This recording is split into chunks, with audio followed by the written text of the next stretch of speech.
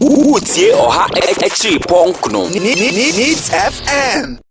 I'm fine, thank you, sir. How are you? We are also doing well. So, Doc, can you give us your perspective, the outline, performance of the NPP-led government going forward? Performance? Yeah, how do you view them in the years gone by, first year of the second tenure? What's your assessment of them? And going forward, what do you see going forward? So, if you compare the first year of the second tenure of the NPP government, it is full of challenges. One, because of the outcome of last year's election and the current composition of our parliament.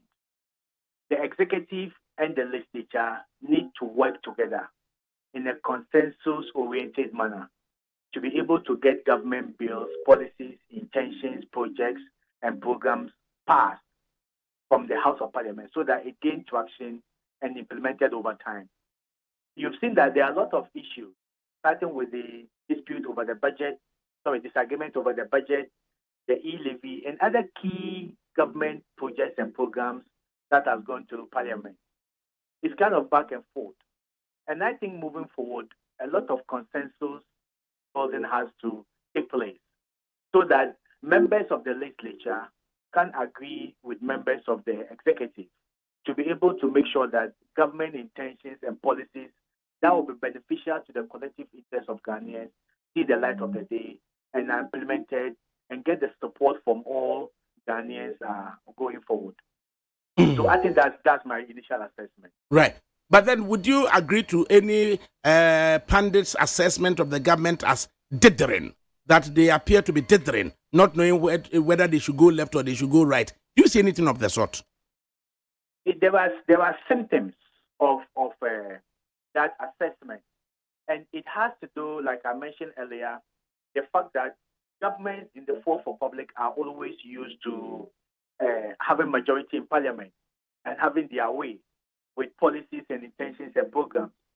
And this time, and because they usually have their way, it was very difficult for them to learn the habit of building consensus.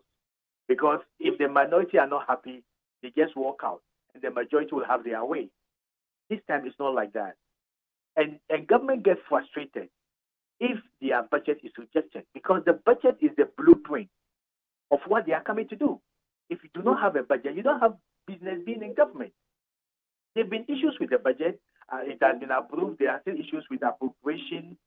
And the major source of funding for most of the programs, the e-levy, is in complete contention. And you saw the back and forth that happened. If this happens to any other government, you definitely be on your knees. And the knee-jerk reactions that may follow, if care is not taken, can be detrimental to our democracy.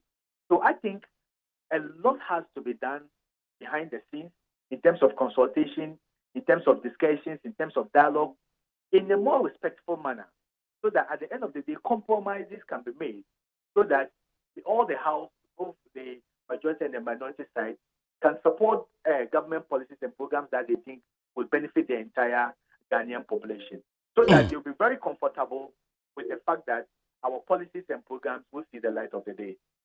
Dr. Alidu Seidu, further on the performance of the government, there's been instances political pundits would describe as two near misses.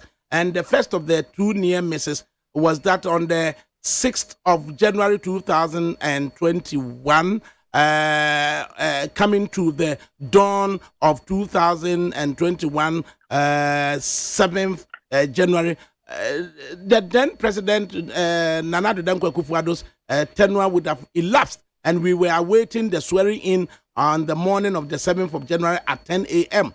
Then on that night, on the eve of it, there was this, would say, fracas at the Chamber of Parliament where soldiers even had to come in. Eventually, we elected Right Honorable Alban Sumani Kingsford Babin as Speaker. And that is the a near miss, because we needed to be sure Nana Addo had been sworn in as the president again. And then also the budget issue you refer to this time around, not just fracas, but then there was fisticuff.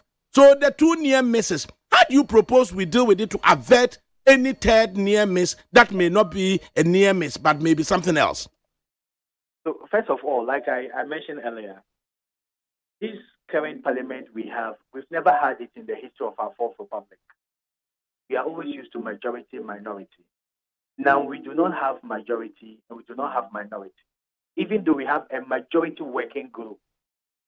That's the first difference in composition. The second is the fact that you refer to the 9th of the 7th, the eventual election of Right Honorable Alban Sumana Bakbin as the Speaker of Parliament has never happened, where we have a Speaker of Parliament coming from the other divide of the political party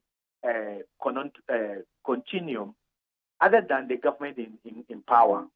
So it also calls for a lot of retrospection. What can we do moving forward? Like I mentioned, this calls for cool hearts to prevail. It calls for a lot of reasonableness. It calls for a lot of consultation and dialogue. Because if this is not happening, you saw what happened on the 6th night. Military being deployed into the chamber of the House of Parliament. It has never happened. When we see military in those sense, it evokes things of coup d'etat, where they take over parliament and suspend parliamentary businesses and govern by decree. This happened within the democratic tenure system. No one was hurt, no one was shot. We do not want this to happen again because we do not know how that outcome will be. We may not be so successfully the way we were on the 6th of January last year. So I think cool heads has to prevail. Dialogue has to occur in a very mutual, respectful manner.